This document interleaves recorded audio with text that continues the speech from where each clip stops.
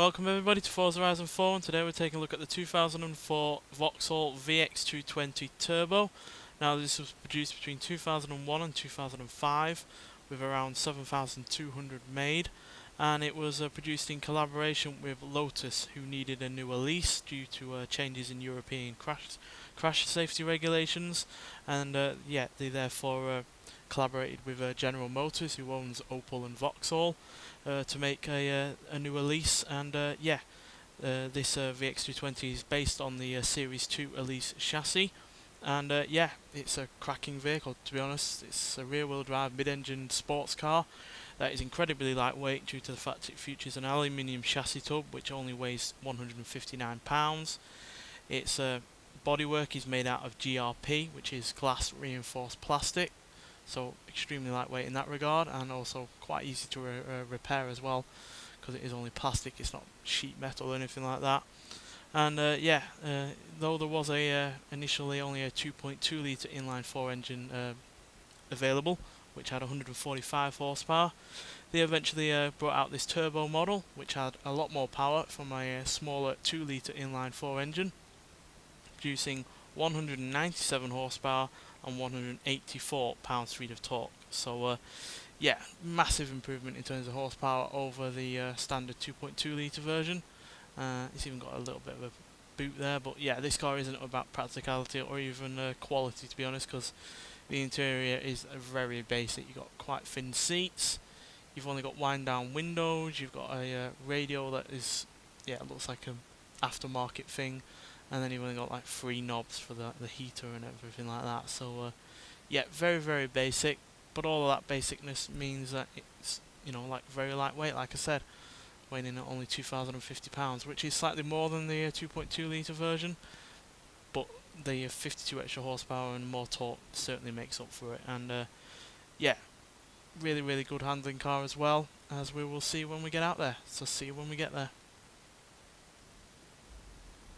So yeah, this won Top Gear's Car of the Year in 2003, and because it's a Vauxhall and that badge really doesn't carry much weight in terms of credibility, this is actually cheaper than the Lotus equivalent.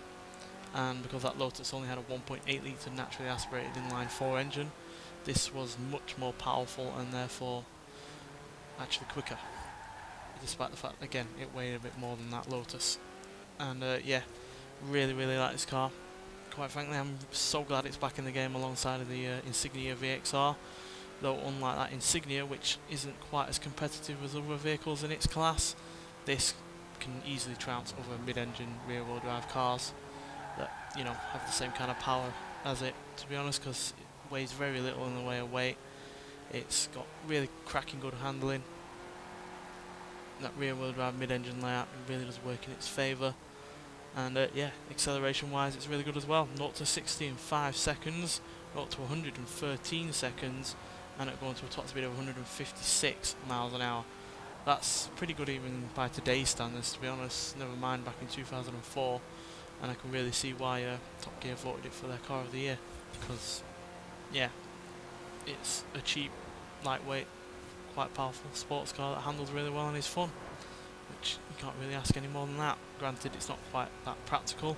Like I said, the boot is really rather small and no rear seats, and the interior is really rather basic, but as far as driving thrills go, you're not really going to find much out there that's better than this, to be honest, especially from around this period.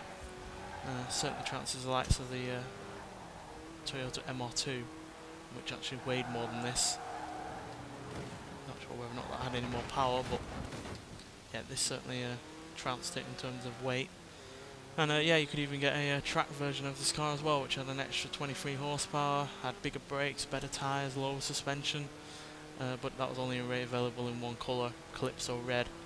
But yeah, even that version would have been really, really rather fun to drive, because even more power with, I think, probably less weight, because it is a track version, would make for an even better car. So really recommend you getting this and the Insignia VXR if you've got the car pass, and if you haven't got the car pass, then it's 2 more reasons to get it, quite frankly, because Vauxhall have not had the best showing in terms of cars in previous Forza games, since at least Forza Motorsport 4. So with this, Insignia and the Monaro, we've got some of the best Vauxhalls ever in any Forza game, and easily the best Vauxhall lineup for a while, to be honest. So yeah, really enjoy this car. It's real fun, and yeah, highly recommend driving it. At least give it a chance, because it's well worth it. It's well worth your time. At the end of the day, it is a free car if you do have the car pass, and yeah, it's really rather fun. Though, as noted by critics at the time, this version was a little bit more of a handful than the standard 2.2 litre version due to the extra power and that little bit of extra weight.